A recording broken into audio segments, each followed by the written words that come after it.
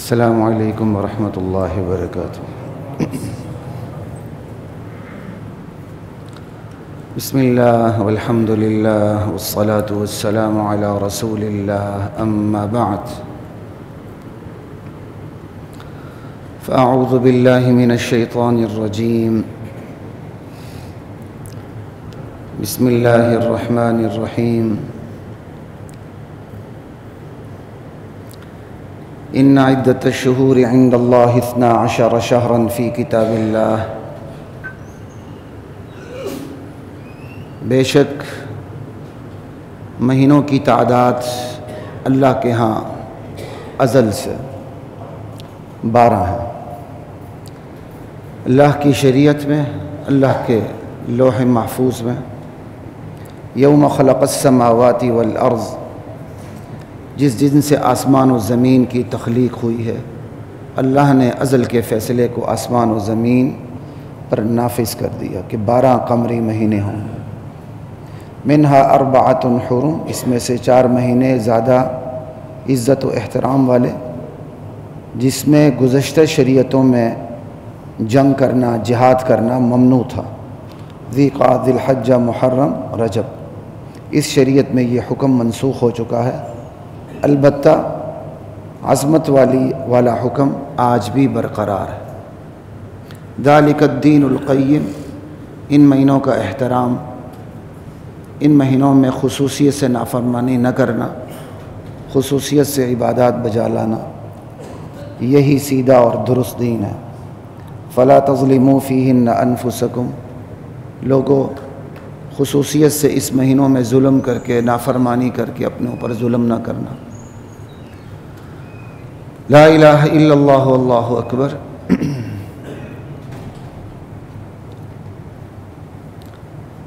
گزشتہ نشست تو خیر چھٹی کا وقت تھا، تعطیل تھی، تو اس لیے میں نے اس پہ موضوع پہ بات بھی نہیں کی۔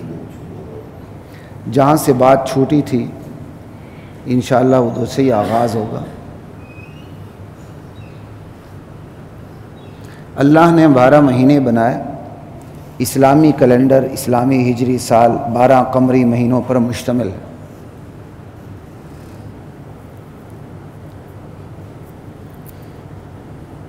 اور اسلامی کیلنڈر کا آغاز، اسلامی سال کا آغاز، اس کی بہت سی ممکنہ صورتیں ہو سکتی تھیں۔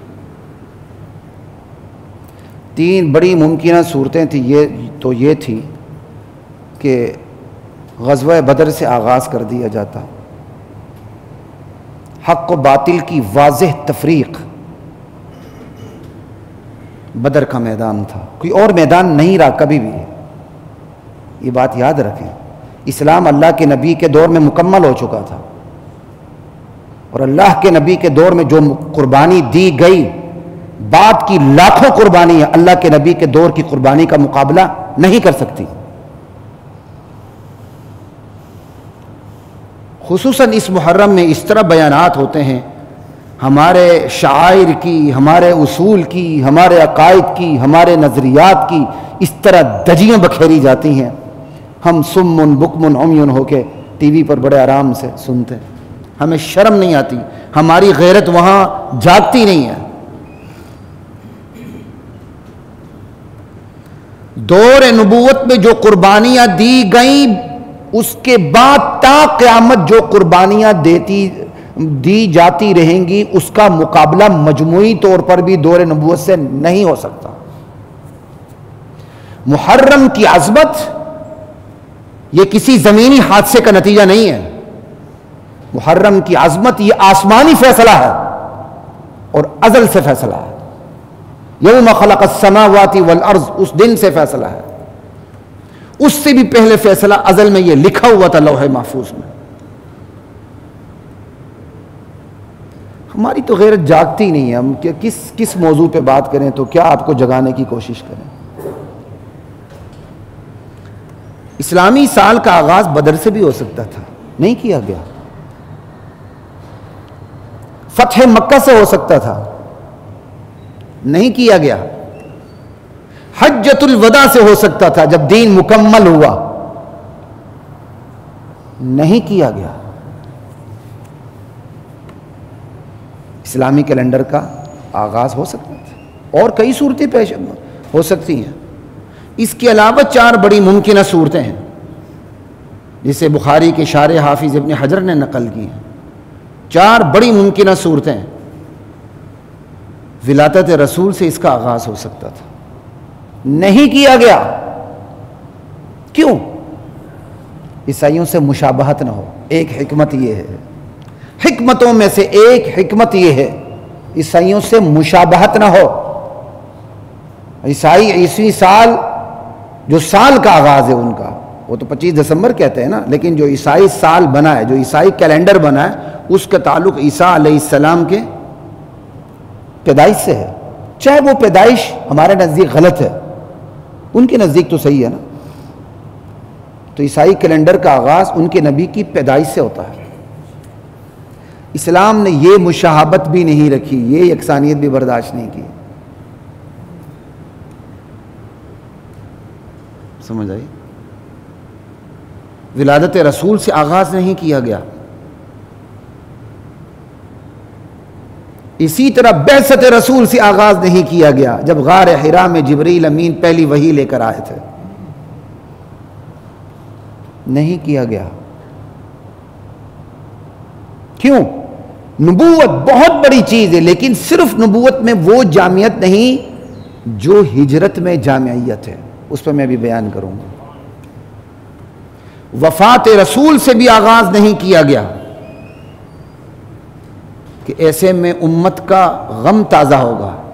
جب سال شروع ہوگا وفات رسول کا سوچ کے غم تازہ ہوگا، امت تو سوگ منانے بیٹھ جائے گی، اور یہ دین ماتم کا، سوگ کا، زنجیر زنی کا دین نہیں ہے۔ اس میں تو 3 دن سوگ ہے، ختم۔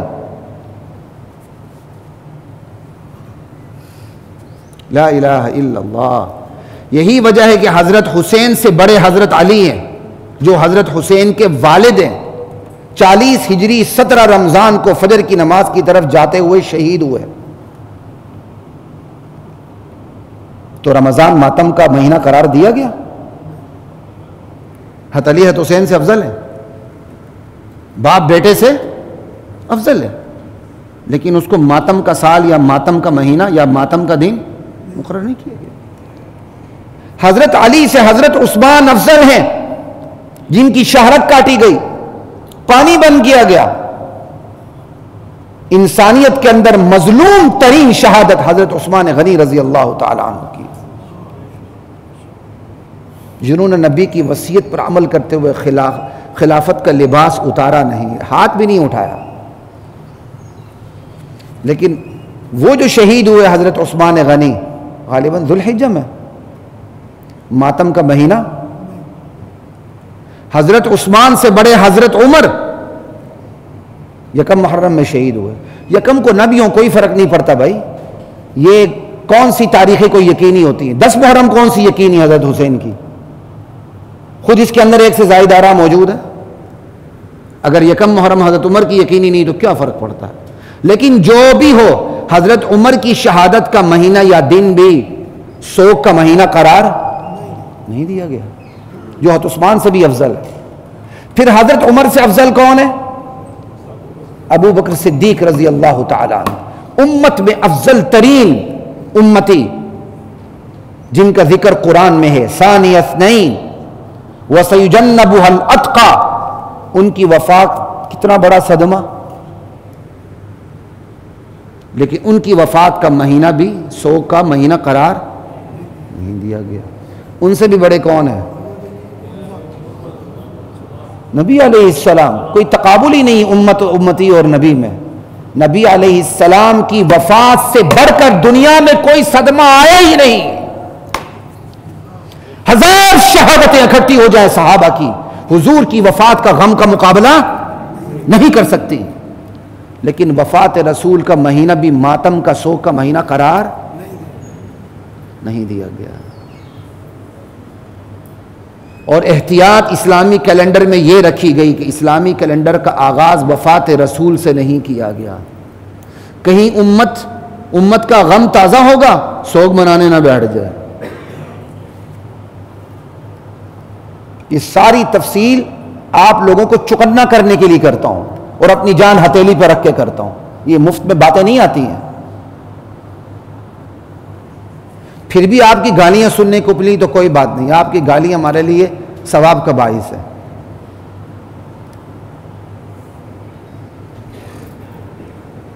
لا الہ الا اللہ. نہ ولادت, نہ بعثت, نہ وفات, بلکہ ہجرت. کیونکہ ہجرت میں جو جامعیت ہے نہ وہ ولادت رسول کے دن میں ہے, نہ وفات رسول میں, نہ بعثت میں. وجہ ہجرت میں نبوت بھی ہے, ہجرت میں صحابیت بھی ہے, ہجرت میں مقصدیت بھی ہے, ہجرت میں قربانی بھی ہے.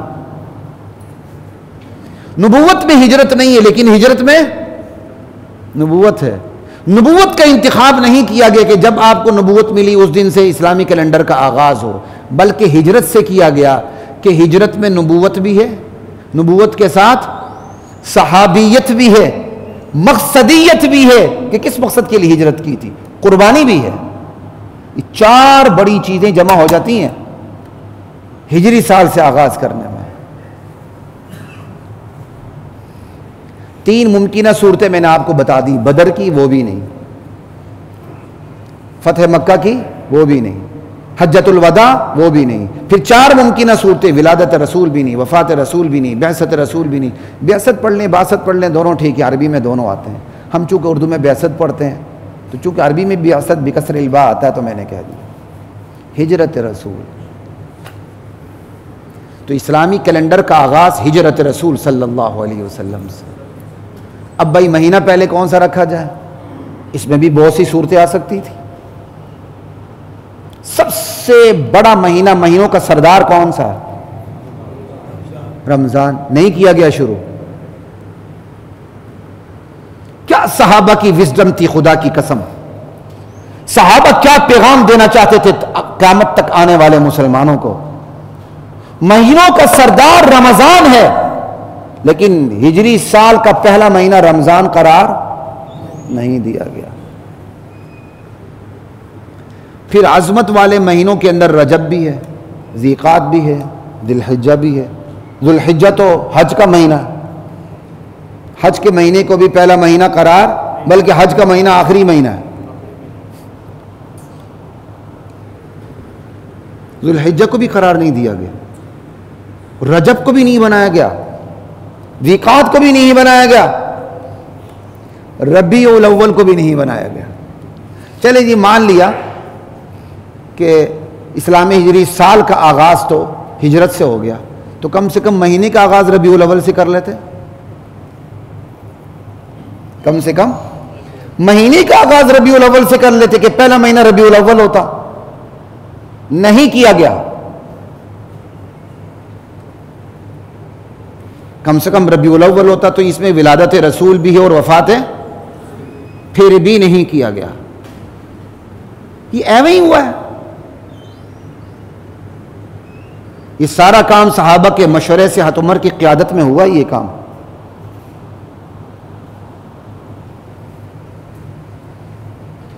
کیوں نہیں کیا گیا؟ اس لیے کہ ہجرت کا آغاز ربیع الاول سے نہیں, محرم سے ہوا تھا. جس ماہ میں ہجرت ہوئی اس ماہ سے کیا گیا, ربیع الاول سے نہیں کیا گیا. کوئی بات سمجھ آ رہی ہے؟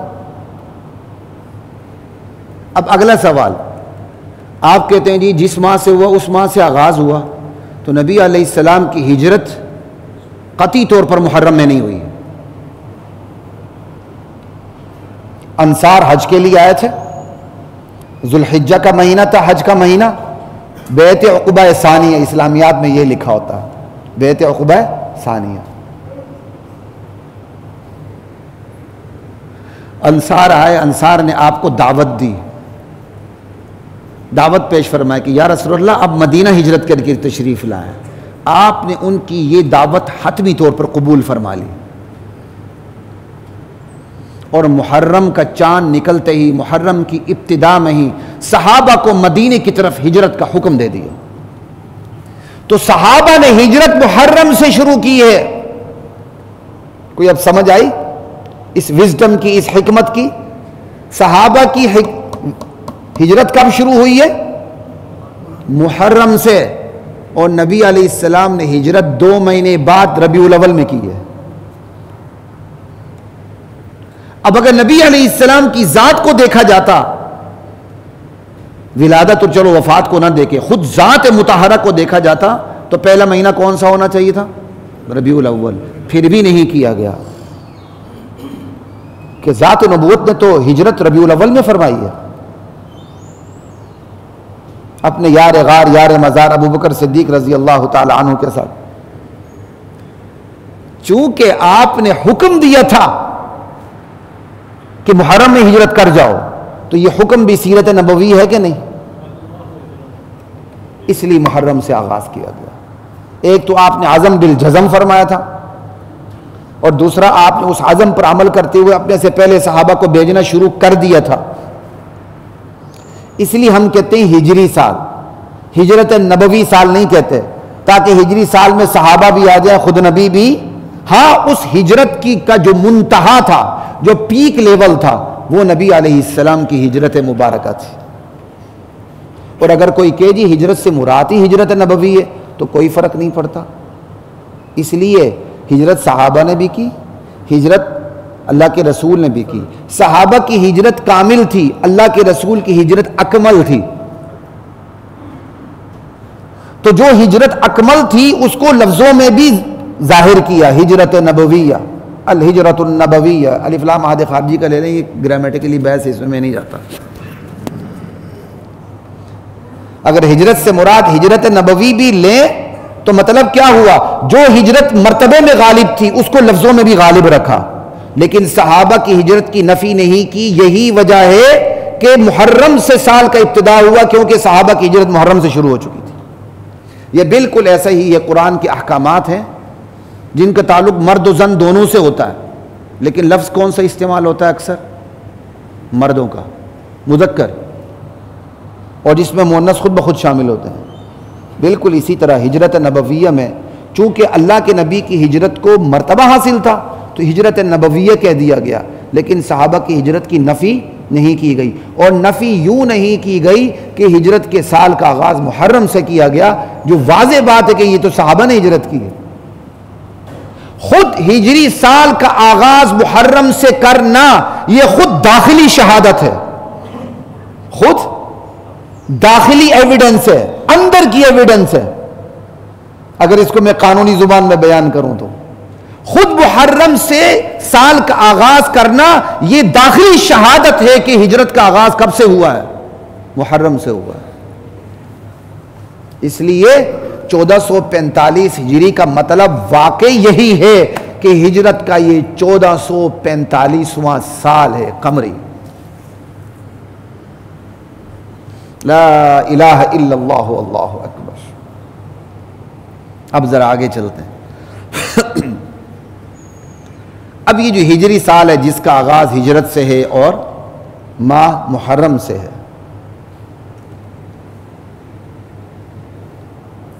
یہ اسلامی کیلنڈر ہجرت، نصرت اور غلبہ دین کی علامت ہے۔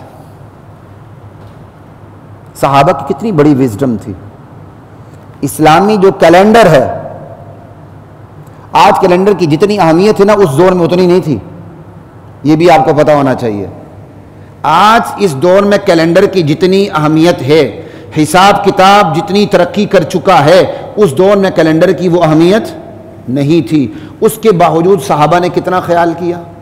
تو اسلامی جو کیلنڈر ہے وہ دراصل ہجرت، نصرت اور غلبہ دین کی علامت ہے، سمبل ہے۔ یہ سمبل کیسے بنا؟ اسلامی کیلنڈر کو دیکھ لیں۔ اللہ کے نبی کی ہجرت ہوئی تو ہجرت پر کی دعوت کس نے دی تھی؟ انصار نے۔ تو ہجرت ہوئی تو ٹھکانہ ہوتا تو ہجرت فرماتے نا آپ۔ ہجرت کے ساتھ خود بخود نصرت آ گئی، اور نصرت کے ساتھ ہجرت اور نصرت سے ہی دین کو غلبہ ملا۔ دین کو غلبہ مکے میں نہیں ملا تھا، دین کو غلبہ ہجرت کے بعد نصرت ہوئی۔ ہجرت نصرت دونوں جمع ہوئی۔ اسی ہجرت اور نصرت کو اگر ایک لفظ پہ بیان کر دیں وہ قربانی کا لفظ ہے۔ پھر دین کو غلبہ ملا۔ کل بھی ہجرت اور نصرت سے دین کو غلبہ ملا تھا، آج بھی ہجرت اور نصرت سے ہی دین کو غلبہ ملے گا، اور آج بھی ہجرت اور نصرت سے ہی افغانستان میں دین کو غلبہ ملا ہے۔ افغانستان میں جو اس وقت انقلاب آیا ہوا ہے اس کے پیچھے صرف افغان طالبان نہیں ہیں، اگرچہ اکثریت انہی کی ہے، لیکن دنیا جہاں سے ہجرت کرنے والے اسلام کے دیوانے بھی اس میں شامل ہیں۔ پہلے قطرہ خون سے لے کر آخری قطرہ خون اب گر رہا ہے اور اس کے بعد بھی گرے گا، یہ ساری اس قربانی کے اندر شامل ہے۔ دین کو ہجرت اور نصرت کے بغیر غلبہ مل ہی نہیں سکتا، دین ڈومینیٹ کر ہی نہیں سکتا جب تک ہجرت نہ ہو، نصرت نہ ہو۔ ہجرت اور نصرت کے اجتماع سے غلبہ دین ہوتا ہے۔ اگر ہجرت اور نصرت کے بغیر دین کو غلبہ ملنا ہوتا تو اس کائنات میں، مخلوق میں سب سے بڑی وزڈم والی ہستی کون سی تھی؟ محمد الرسول اللہ صلی اللہ علیہ وسلم۔ آپ ہجرت اور نصرت کے بغیر محض حکمت اور وزڈم سے انقلاب برپا کر دیتے، لیکن آپ نے ایسا نہیں کیا، اور نہ یہ ہو سکتا تھا خدا کے عدالت میں، خدائی علم میں نہ یہ ہو سکتا تھا۔ تو اسلامی کیلنڈر جو ہے یہ دراصل ہجرت، نصرت اور غلبہ دین کی علامت ہے کہ جب بھی نیا سال شروع ہو، ایک تو قلم کی ہر حرکت کے ساتھ نبی کی قربانی یاد رہے، صحابہ کی قربانی یاد رہے کہ اتنا عرصہ ہو گیا ہے۔ ہر روز آپ دفتر میں بیٹھ کر تاریخ لکھتے ہیں، وہ عیسائیوں والی تاریخ یاد ہے، وہ نبی والی تاریخ میرے سمیت کسی کو یاد؟ اور ایمانداری کی بات ہے، آج مجھے بھی پتہ نہیں محرم کی کتنی تاریخ ہے۔ اگست کی 4 اس لیے پتہ ہے کہ جمعہ ہے، وہ بھی میں نے صبح، چونکہ میں ڈائری میں نوٹ کرتا ہوں، جو آپ کے سامنے کہتا ہوں، تو میں کوئی نیند سے اٹھ کر آپ کے پاس نہیں آتا، کتب خانوں سے اٹھ کے آپ کے پاس آتا ہوں۔ وہ میں نے وہاں چونکہ نوٹ کرنا تھا تو 4 اگست لکھا، لیکن مجھے آج میری کم قسمتی دیکھیں، مجھے آج محرم کی کیا تاریخ ہے پتہ، اور آپ میں سے اکثریت کو پتہ نہیں، آپ بھی میری طرح ہی ہیں۔ کیا کہیں پھر؟ تو ہجری سال کا آغاز، ایک تو ہر دن یاد رہے نبی کی قربانی، صحابی کی قربانی، یار غار کی قربانی، یار مزار کی قربانی، خلیفہ اول کی قربانی، خلیفہ بلا فصل کی قربانی، ابو بکر صدیق رضی اللہ تعالیٰ عنہ۔ اور ایک ہجری سال کا آغاز ہو، پتہ چلے یہ دین ہجرت سے پھیلا ہے، یہ دین نصرت سے پھیلا ہے، یہ دین ہجرت اور نصرت کے اجتماع سے اس کو غلبہ ملا ہے۔ والذی ارسل رسولہ بالہدی ودین الحق لیظہرہ علی الدین کلہ، وہ اللہ کی ذات ہے جس نے اپنے نبی کو ہدایت دے کے بھیجا تاکہ اس دین کو دنیا کے تمام ادیان پہ غالب کر دے۔ بھائی یہ تو بڑی بری بات ہے، کیا کہتے ہیں مشرکین کے نزدیک کہ ولو کرہ المشرکون، مشرکین کو کتنی ہی یہ بات ناگوار کیوں نہ گزرے، اللہ کا اٹل فیصلہ یہی ہے۔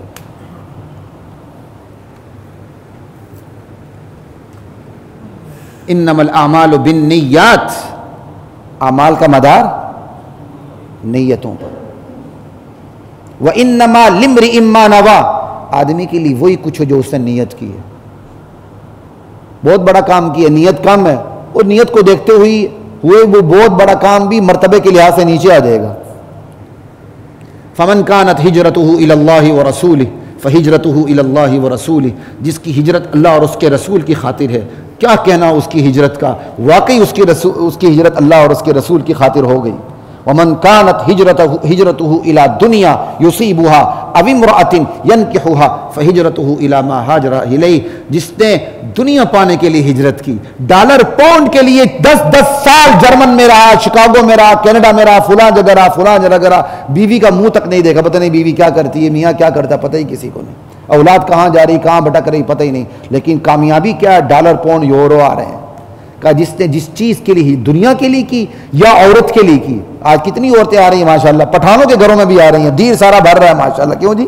آپ دیر کے اس لیے کر رہا ہوں، یہاں شادی کرتے ہوئے 30 سال پیچھے ماضی پھٹکتے ہیں لڑکی کیسی ہے، اور وہاں شادی کرتے ہوئے وہاں آنکھ بند کر کے لاتے ہیں۔ اس پہ بھی بڑا عجیب سا جملہ نہیں کہوں گا، یہ بڑے مزاحیہ جملے آتے ہیں نا واہیات قسم کے، تو وہ ہم بھی سن لیتے ہیں کئی دفعہ۔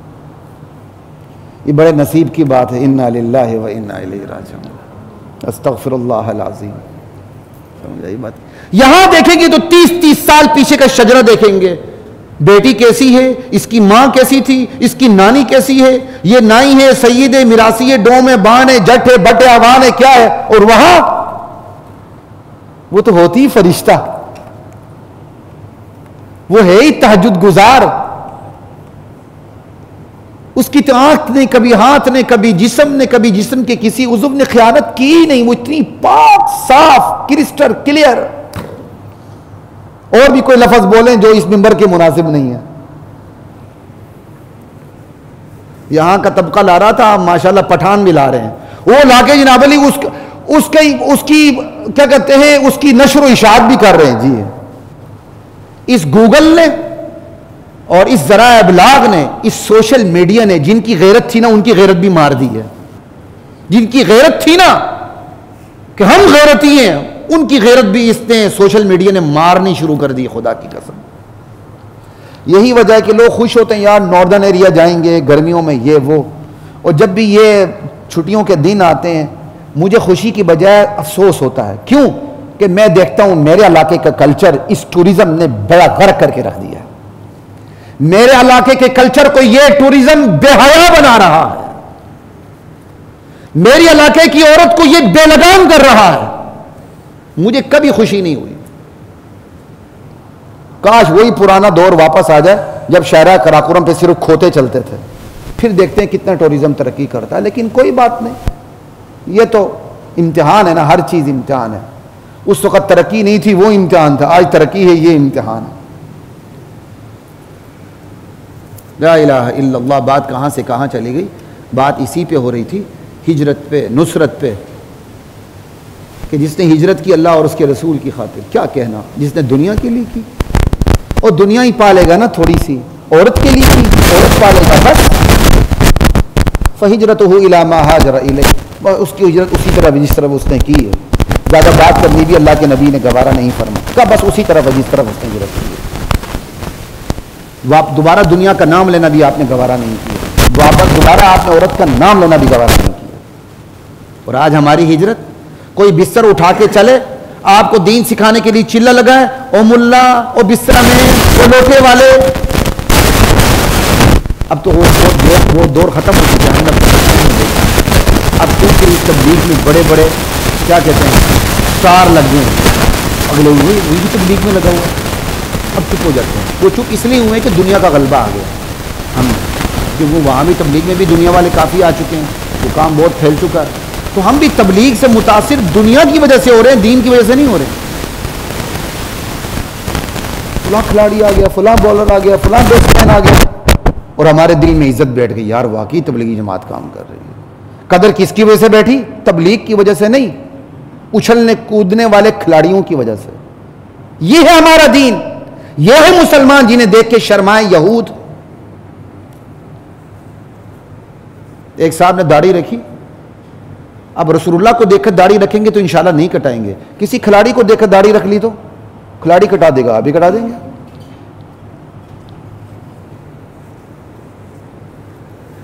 تو اسلامی کیلنڈر، یہ اس کا ویسے آغاز ہجرت اور محرم سے نہیں ہوا. اس کے پیچھے صحابہ کی وزڈم تھی.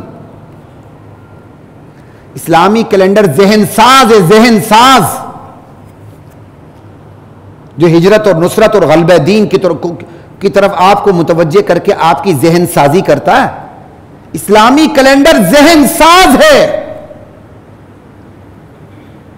جو اللہ کے نبی کی ہجرت، اللہ کے نبی کے صحابہ انصار کی نصرت، پھر ان کے اجتماع سے غلبہ دین کی طرف آپ کو متوجہ کر دیتا ہے. دیکھو اپنی تاریخ کو، اپنے آبا کو، اپنے روشن ماضی کو. جڑ جاؤ. تمہیں آگے جانے کے لیے تمہیں پیچھے سے جڑنا ہوگا، ورنہ تمہیں کرنٹ نہیں رہے گا، تم فیوز ہو جاؤ گے. لا الہ الا اللہ.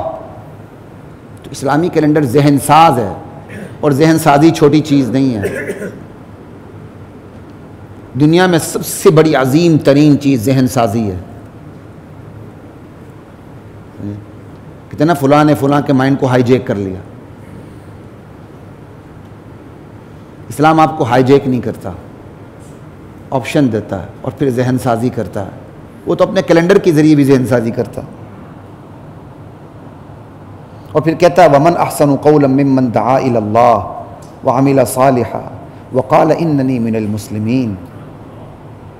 اس سے بہتر بات کس کی ہو سکتی ہے جو ذہن سازی کرتے ہوئے اللہ کے دین کی طرف دعوت دیتا ہے لوگوں کو. خدا کی قسم بڑا حوصلہ ملتا ہے اس سے، بہت حوصلہ ملتا ہے. خود نیک اعمال پہ اترتا ہے، صرف منہ سے باتیں نہیں کرتا. وقال اننی من المسلمین، اور ہم ٹھوک کر کہتے ہیں ارے میں اللہ کے تابعداروں میں سے ہوں، اللہ کے نبی کے تابعداروں میں سے ہوں، اللہ کے نبی کے دین کے تابعداروں میں سے ہوں، سر جھکانے والوں میں سے ہوں، تم بھی جھک جاؤ. یہ ہے ذہن سازی کی اہمیت. آج آپ سوشل میڈیا پہ دیکھیں کس چیز کی اہمیت ہوتی ہے ذہن سازی کی. 5 منٹ میں 5 لاکھ کمائے، 2 منٹ میں 1 لاکھ کمائے، فلاں مرغیاں رکھ لیں 1 کروڑ کمائے. یہ قوم مرغیوں اور چوزوں سے اپنی معیشت بنانے چلی ہے. پھر بھی اس کو پڑھیں گے، پھر بھی اس کو دیکھیں گے، اور جو دین ذہن سازی کرتا ہے اس کی طرف توجہ نہیں. یہ ذہن سازی یہ اتنا عظیم ترین کام ہے، اللہ نے اس کے لیے انبیاء اور رسولوں کا انتخاب فرمایا. یہ چھوٹی بات ہے. آپ اپنی مملکت کو چلانے کے لیے 14ویں کے بعد 1-2 امتحان لے لیتے ہیں، جس کا رٹا اچھا ہوتا ہے، قسمت اچھی ہوتی ہے، نکل جاتا ہے. کیا نکلنے کا مطلب یہ کہ معاشرے میں سب سے بڑا ذہین وہ ہے؟ میں اس پہ تنقید نہیں کر رہا، صرف مثال دیتے ہوئے آپ کو سمجھا رہا ہوں.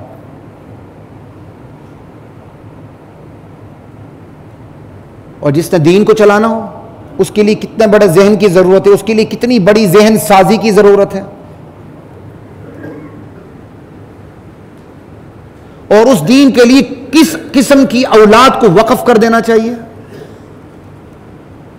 جو آپ کا سب سے قابل ترین بچہ ہو وہ اس کو اس طرف لائیں، پھر دیکھیں تبدیلی آتی ہے کہ نہیں آتی. پرانے وقتوں میں جو بچہ قابو نہیں آتا تھا اس کو مسیت بھیجتے تھے. مسجد نہیں، مسیت. جو بچہ قابو نہیں آتا مسیت بھیج دو اس کو، وہ بے قابو ہو جائے. مولوی ایسے ہوتے ہیں.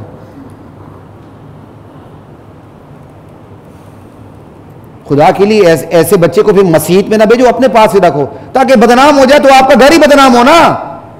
ملا اور مسیت کیوں بدنام ہو؟ اللہ کا گھر کیوں بدنام ہو؟ ہم یہ نہیں کہتے سارے فرشتے ہیں، ہر شعبے میں اچھے بھی ہوتے ہیں برے بھی ہوتے ہیں. باقی جو پول کھل رہا ہے وہ آپ کے سامنے. کن کو باتیں کرتے تھے اور پول کن کا کھل رہا ہے اس پہ تو مجھے کوئی حیرت بھی نہیں ہوتی. جو آپ نے بیج بویا ہے، جو آپ نے نظام تعلیم بویا ہے، جو آپ نے نصاب تعلیم بویا ہے، جو آپ نے ماحول تعلیم بویا ہے، جس قسم کے آپ نے اساتذہ رکھے ہیں، ابھی تو بہت کم رزلٹ ہے. یہ تو خام بخا کا چھوٹا سا رزلٹ ہے. یہ چھوٹا موٹا ہے. خدا کی قسم میں خود اس کا ایویڈنس ہوں. یونیورسٹی کے اندر پڑھاتے ہوئے اللہ ذوالجلال کی قسم میں خود اس کا ایویڈنس ہوں. میری اسٹوڈنٹ میرے پاس آئی، شاید وہ میری ڈائریکٹ اسٹوڈنٹ نہیں تھی، شاید کہا جی فلاں مجھے ٹیچر تنگ کر رہا ہے. میں نے اس اسٹوڈنٹ کو ڈائریکٹر کے پاس بھیجا. اور میں یہ بتا دوں میں ایک سے زیادہ یونیورسٹی میں پڑھا چکا ہوں. اگر کسی کو میری ایک یونیورسٹی کا پتہ ہے تو اس یونیورسٹی کی طرف رخ نہ کر لے. اس لیے بات کو میں غبار آلود کرنے کے لیے کہہ رہا ہوں. میں 3 یونیورسٹی میں پڑھا چکا ہوں. میری اسٹوڈنٹ نے مجھے آ کے کہا کہ ٹیچر تنگ کر رہا. طلبہ تو تنگ کرتے ہی، وہ بھی ہمارے پاس شکایات آتی تھی. جب ٹیچر کی بات آئی، پروفیسر کی بات آئی، میں نے کہا فلاں ڈائریکٹر کے پاس چلے جاؤ. فلاں ڈائریکٹر کے پاس گئے. اس نے کہا جی بیٹھو آرام سے، باہر کا ماحول بہت خراب ہے. یعنی یہاں پھر بھی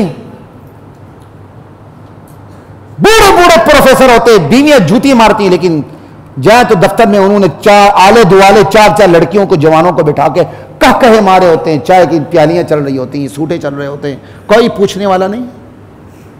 یہ تو چھوٹا سا کیس ہے ابھی آپ کے سامنے. جائے کسی یونیورسٹی کا سروے کر لیں، آپ کو پتہ چل جائے.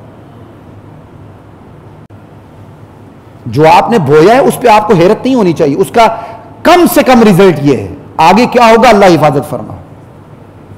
تو بات ہو رہی تھی ذہن سازی پہ. یہ ذہن سازی اتنا عظیم ترین کام ہے. خیر چلے ایک اور بات بتا دوں. میں کلاس میں گیا اس دور میں پڑھانے کے لیے. کوئی یہ نہ سمجھے کہ آج کل بھی میں پڑھا رہا ہوں یونیورسٹی میں، پھر مجھے ہائی کورٹ کا ملازم سمجھ کے ایک درخواست دے دیں سر یہ پروفیسر بھی ہیں، اپنی ضد نکالیں. ایسے ضدوں کے ہم عادی ہو چکے ہیں، جو مرضی کر لو، جب تک اللہ نہیں ہلائے گا تمہارا ابا جی بھی نہیں ہلا سکتا. ابا اللہ ہلا دے، میرا ابا جی بھی مجھے یاد نہیں رکھ سکتا. ایک اور کلاس میں گیا، اس نے لڑکوں نے شکایت کی کہ جی جو ٹیچر تھی انہوں نے ہمیں اسائنمنٹ دی ہے. وہ اسائنمنٹ کیا، ایک فلم دیکھنی ہے، اس پر کمنٹس لکھنے ہیں، اس کی اسائنمنٹ تیار کرنی ہے. اور جو ہوتے ہیں نا جوڑے جوڑے بنا دیتے ہیں، دو دو کا سیٹ بنا دیتے ہیں، جی آپ یہ کریں. کہا آپ نے ایک ساتھ بیٹھ کے دیکھنا اور اس پہ اسائنمنٹ تیار کرنی. کہا وہ فلم ایسی ہے کہ ہم دیکھ ہی نہیں سکتے اس کو، اتنی واہیات ننگی ہے. ٹیچر نے دی ہے یہ، اور یہ آج سے میں 10-12 سال پہلے کی بات بتا رہا ہوں آپ کو، 8-10 سال پہلے کی. اور وہ کیا ہوتا ہے، یہ ٹیچرز یہاں لیتے ہیں روپے، باہر لیتے ہیں یورو اور پاؤنڈ، وہ سب کچھ بناتے ہیں، سی ڈیز یہ سب کچھ، اس کے بعد غالباً پھر اس کو آگے بھیج دیتے ہیں. یہ دیکھیں جی ہم نے اتنی ذہن سازی کر لی. یہ ساری بات ذہن سازی پہ ہو رہی ہے. یہ جو کچھ ہو رہا ہے پرائیویٹ سیکٹر میں، آپ کی بڑی بڑی یونیورسٹیز ہیں، یہ اس وقت ذہن سازی کا کام کر رہی ہیں، ذہن سازی کا. اور ان سے جو پود نکل کے آپ کے سامنے آ رہی ہے اور کیا گل کھلا رہی ہے، گھر میں، دفتر میں، معاشرے میں کیا کیا گل کھلا رہی ہے وہ آپ کے سامنے ہے. بہت بڑی تعداد یہی کہے گی کاش میری بیوی ان پڑھ ہوتی ہے، پڑھ لکھ کے اس نے عذاب ڈھایا میرے اوپر. یہ وہی آج معاشرے کا نتیجہ سامنے آ رہا ہے. ہمارے سامنے آ کے ساتھی روتے ہیں، ہمیں پتہ ہے. یہ ذہن سازی اتنا بڑا کام ہے، نازک کام. شیطان ذہن سازی پر آ جائے پوری کی پوری امت کو جہنم دھکیل دیتا. اور نبی کا امتی ذہن سازی پر آ جائے پوری امت جنت کا رخ کر لیتی، جہنم سے، جہنم کے گڑھے کے کنارے پہنچی ہوتی، وہاں سے واپس ہوتی ہے. وَكُنْتُمْ عَلَى شَفَا حُفْرَةٍ مِّنَ النَّارِ فَأَنْقَذَكُم مِّنْهَا. اللہ صحابہ کو اپنا احسان یاد دلاتے ہیں. تم اپنی بدعمالیوں کی وجہ سے جب تم کفر میں تھے اس وقت تم لوگ جہنم کے گڑھے کے کنارے پہنچ چکے تھے، میں نے تمہیں بچایا ہے اسلام کی وجہ سے. اور پھر بچا کے جو صحابہ بنے پھر پوری دنیا پہ چھاپے. منافقین جتنا تل ملائے ہمیں اس کی کوئی پرواہ نہیں.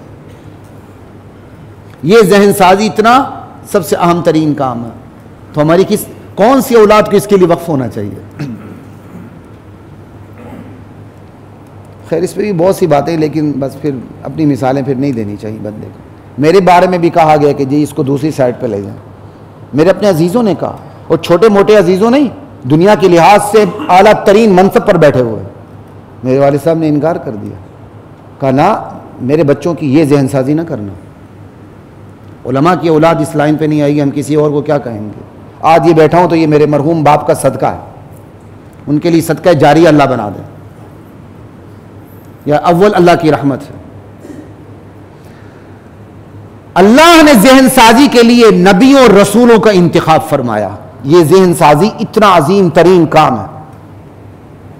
اور پھر انبیاء کے بعد اللہ تعالیٰ نے انبیاء کے ورثاء علماء بنائے، نتھو پھتو نہیں بنائے. علمی ایک مستقل شعبہ، امر بالمعروف نہی عن المنکر، مستقل شعبہ بنا کے مستقل مخلوق بنائی. علماء کو انبیاء کا وارث بنایا. یہ نہیں کہ بخاری کا ترجمہ پڑھ لیا اٹھ کے علماء پر اعتراض شروع کر دیا. ساری زندگی گزری کسی اور ماحول میں، آ کے بخاری کا پرچہ ہاتھ میں لے لیا. العلماء ورثۃ الانبیاء، اللہ کے نبی کی حدیث ہے، علماء انبیاء کے وارث ہیں. قیامت میں جو سفارش کریں گے ان میں سے سر فہرست علماء ہیں. حدیث میں باقاعدہ علماء کا لفظ ہے، العلماء. اور یہ ذہن سازی اتنا عظیم ترین کام ہے کہ اللہ نے اپنے نبی کے لیے صحابہ چنے. کہ اب ہمارے نبی نے جس مخلوق جس امت پر محنت کر کے ان کو دین کی طرف لانا تھا، اللہ تعالیٰ نے جو دنیا کا بہترین خمیر تھا ان سے صحابہ کو اٹھایا. یہ تکوینی نظام تھا.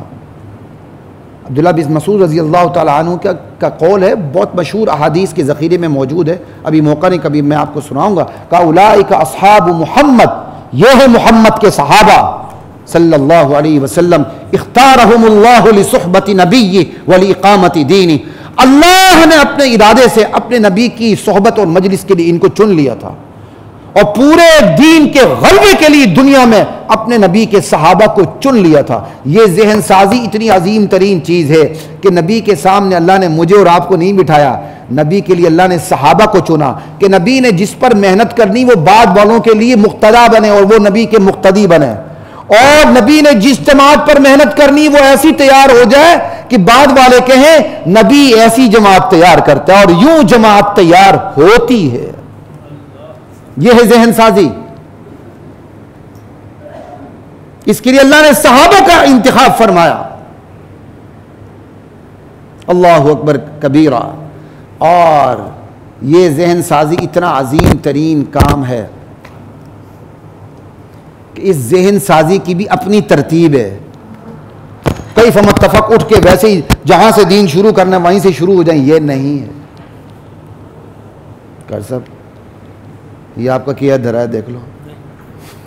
اچھا کچھ کر لیں اس کو۔ اچھا یہ ذہن سازی اتنی عظیم ترین چیز ہے کہ اس کی ترتیب بھی خدائی ہے، نبوی بھی نہیں، خدائی ہے کہ آپ نے ذہن سازی کرتے ہوئے پہلے کس چیز کو رکھنا ہے، بعد میں کس کو، بعد میں کس کو، بعد میں کس کو، بعد میں کس کو۔ سب سے پہلے عقائد ہیں، توحید، رسالت، آخرت، ان دونوں میں سے بھی توحید، اس توحید کے ساتھ آخرت کو جوڑ کے بیان کرنا، رسالت تو خود بخود بیان کر رہی ہے۔ عقائد کے بعد اعمال ہیں، نماز وغیرہ، اعمال کے بعد اخلاق ہیں۔ اب یہ عقائد، اعمال، اخلاق یہ انڈیویجول بندے کی ذات سے تعلق ہے، کوئی مانے نہ مانا بندہ خود عقیدہ صحیح اپنا کر سکتا ہے، خود اپنا عمل صحیح کر سکتا ہے، خود اپنے اخلاق ٹھیک کر سکتا ہے۔ جن کے ساتھ ڈیلنگ کرنی ان کا نمبر سب سے آخر میں، معاملات چوتھے نمبر پر ہے، کیوں؟ آپ خود ٹھیک ہوں گے تو کسی کے ساتھ معاملہ کریں گے تو ٹھیک رہیں گے۔ یہی ترتیب لاجیکلی جو اس کی ایک ریزن ہے وہ میں نے آپ کے سامنے رکھ دی۔ ذہن سازی کی بھی اپنی ترتیب ہے اور وہ خدائی ترتیب ہے، میری اور آپ کی اپنی ترتیب نہیں ہے۔ یہ ذہن سازی اتنا عظیم ترین کام ہے، اور آگے چلیں، یہ ذہن سازی اتنا عظیم ترین کام ہے کہ اس ذہن سازی کا اپنا مقصد اور محور ہے کہ پورا دین اسی کے گرد گھومے۔ عیسائیت آج صلیب کے گرد گھوم رہی ہے، کیسے تباہ ہوئی، کیسی تباہ و برباد ہوئی۔ عیسائیت صلیب کے گرد گھوم رہی ہے، اور اب میں اپنے مختلف طبقات کا نام نہیں لوں گا، ہم میں سے کون کون سا طبقہ کس کس کے گرد گھوم رہا ہے، وہ آپ خود سوچیں۔ مجھے بھی تھوڑی سی معافی دے دیا کریں نا، کچھ قربانی خود بھی دیا کریں۔ عیسائیت تباہ ہوئی صلیب کے گرد گھوم کے، تثلیث کے گرد گھوم کے۔ اس ذہن سازی کا بھی اپنا محور اور مقصد ہے جس کے گرد پوری ذہن سازی گھومتی ہے۔ یہ نہیں کہ ویسے ہی شروع ہو گیا آپ۔ اور اگر اللہ کے نبی کی زندگی کو دیکھ لیں تو ذہن سازی کی ابتدا کہاں سے ہو رہی ہے، مقصد اور محور کیا ہے؟ قولوا لا الہ الا اللہ تفلحوا۔ یہاں یہ شاہ کلید ہے، ہر تالا کھولتا گیا۔ یہ وہ شاہ کلید ہے، یہ وہ سب سے بڑی چابی ہے کہ اس کو کھول لے، ہر تالا خود بخود کھلتا چلا جائے گا۔ دور جاہلیت میں کون سی برائی نہیں تھی؟ سود کی، زنا کی، لاتعداد بیویوں کی، کہیں پانی پلانے پہ جھگڑا، کہیں گھوڑے دوڑانے پہ جھگڑا، کہیں گھوڑے بڑھانے پہ جھگڑا، جیسے الطاف حسین حالین مرحوم نے لکھا ہے سارا کچھ۔ شراب نوشی کتنی زیادہ تھی، ظلم زیادتی کتنی زیادہ تھی۔ وہ 3 مہینے لگاتار ظلم کے بغیر بیٹھ نہیں سکتے تھے۔ یہ جو حرمت والے مہینے آتے تھے اس میں وہ تنگ ہو جاتے تھے، اور تنگ ہونے کی وجہ سے وہ حرمت والے مہینوں کو آگے پیچھے کر دیتے تھے۔ چلو جی محرم میں لڑ لیتے ہیں، سفر میں نہیں لڑتے۔ ایسی ظالم قوم تھی، ایسی غارت گھڑی ڈالنے والی قوم تھی۔ لا الہ الا اللہ۔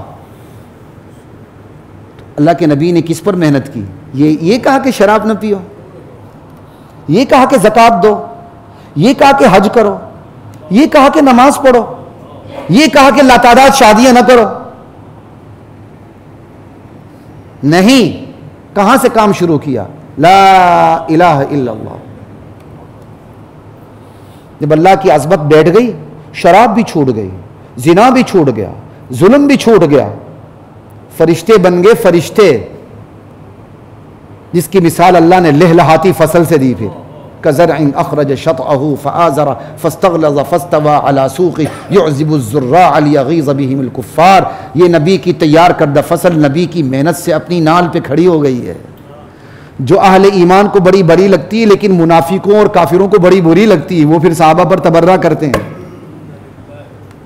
ليغيظ بهم الكفار، یہ قرآن کے الفاظ ہیں کہ صحابہ کی یہ جماعت، یہ لہلہاتی فصل جو اپنی ڈنڈی پہ اپنی نال پہ کھڑی ہو چکی ہے، یہ کافروں کو بری لگتی ہے. یہاں سے محنت شروع ہوئی. ذہن سازی کا اپنا مقصد محور ہے. یہاں سے پھر جب مقصد اور محور پر محنت ہو پھر کیا ہوتا ہے؟ پھر سارے تالے کھل بھی جاتے ہیں، ہر طرف پھر بہاراں ہی بہاراں ہوتی ہے. ذہن سازی ایجابی بھی ہوتی سلبی بھی ہوتی ہے. ایجابی ذہن سازی کیا ہے؟ جو آپ کا مقصد ہے اس پر ڈٹ جائیں، ثابت قدم رہیں. یہ ہجرت کیا ہے؟ ہجرت رسول اسلامی کیلنڈر کا آغاز ہجری سال سے، یہ ایجابی ذہن سازی ہے کہ جب ہجری سال آئے آپ کو نبی کی قربانی یاد آئے، آپ کو انصار کی قربانی یاد آئے، آپ کو مہاجرین کی قربانی یاد آئے، آپ کو بدر والے یاد آئیں، آپ کو حنین والے یاد آئیں، آپ کو فتح مکہ والے یاد آئیں، آپ کو غزوہ احد والے یاد آئیں، آپ کو غزوہ خیبر والے یاد آئیں، آپ کو اسلام کے فاتحین یاد آئیں، آپ کو اسلام کے اولین علم بردار یاد آئیں، آپ کو اسلام کے لیے قربانی دینے والی صحابہ کی ساری جماعت یاد آئے.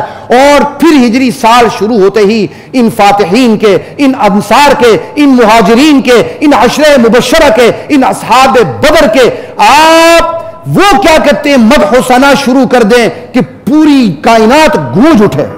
منافقین جتنی مرضی تلملائے کوئی فرق نہیں پڑتا. ہونا تو یہی چاہیے تھا، گاڑی ہماری الٹ چل پڑی. ہجری سال کا آغاز تو یوں ہونا چاہیے تھا. ہم نے ہجری سال کا آغاز کیسے شروع کر دیا؟ کبھی سوچا آپ نے؟ پھر ذہن سازی سلبی بھی ہوتی ہے. ایک تو ایجابی ہے کہ آپ آگے بڑھیں، ایک ذہن سازی سلبی بھی ہوتی ہے. سلبی کیا؟ ہر وہ عقیدہ، ہر وہ عمل جو آپ کے مقصد اور عقیدے میں رکاوٹ بن جائے، ایکسپریسلی صراحت کے ساتھ کھل کر ببانگ دوہل اس کی تردید کریں. ہر وہ عقیدہ، ہر وہ عمل جو ہمارے عقیدے کی بنیاد کو ڈھائے، جو ہمارے عمل کی عمارت کو مسمار کرے، ببانگ دوہل اس کا انکار کریں، ورنہ دین نہیں بچے گا. اور یہ جو سلبی ذہن سازی ہے یہ پہلے ہے، ایجابی بعد میں. آپ کو حیرت ہوگی، الا اللہ ایجابی ہے اور لا الہ سلبی ہے. لا الہ ہر اس عقیدے کا انکار جو اسلام کے عقیدے کو نقصان دے. لا الہ ہر اس عمل کا انکار جو اسلام کے عمل کو ڈھائے. آج حالات کے تناظر میں دیکھیں کیا کچھ نہیں ہو رہا. تو پھر یہ ذہن سازی کس کا کام ہے؟ یہ ہے ذہن سازی ایجابی اور سلبی جو اتنا عظیم ترین کام ہے جس کو امت چھوڑ کے بیٹھی ہوئی ہے. اور پھر کہ حالات بدلیں، حالات کبھی بھی نہیں بدلتے اس طرح. اور اس پہ سب سے بڑا کردار، اختصار کے ساتھ آئندہ جمعہ اللہ نے موقع دیا تو مزید بات کریں گے. 1-2 منٹ بات کرنے کے بعد میں اس بات کو چیپٹر کلوز کرتا ہوں.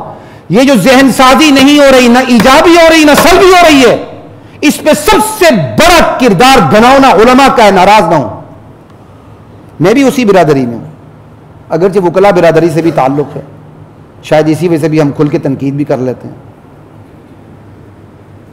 یہ علماء کا کردار ہے، یہ علماء کی کمزوری ہے. مداہن علماء جو صرف میٹھا میٹھا دین بیان کر دیں، دین کی حقیقت کو بیان نہیں کرتے. بے خبر علماء جنہیں پتہ ہی نہیں، بے شعور علماء جنہیں شعور ہی نہیں. کمزور علماء بیچاروں کی مالی پوزیشن اتنی کمزور ہوتی کہ تو وہ میں بات کروں گا انتظامی نکال دے گی، میں 10 بچوں کو لے کر کہاں جاؤں گا. علماء جو ہر ایک سے داد لینا چاہتے ہیں وہ کڑوی بات بیان ہی نہیں کرتے کہ معاشرہ ناراض ہو جائے گا. اور اس میں بہت بڑا کردار ریاست کا. وہ ریاست جو ہر ایک کو خوش کرنا چاہتی ہے. ریاست کو دین نہیں چاہیے، ریاست کہتی ہر طبقہ خوش ہو جائے، ہر طبقہ. یہ ریاست صرف زبانی طور پر اسلامی ہے، عملی طور پر یہ سیکولر ہے. اس کو دین کی بنیادوں سے کوئی غرض نہیں ہے. دوسرا بڑا کردار ریاست کا. پھر اس میں ہمارے ملوث سیاسی علماء بھی ہیں, دینی سیاسی جماعتیں معذرت کے ساتھ, جنہوں نے اپنا بیانیہ تک بدل دیا, جنہوں نے اپنا نیریٹو تک بدل دیا.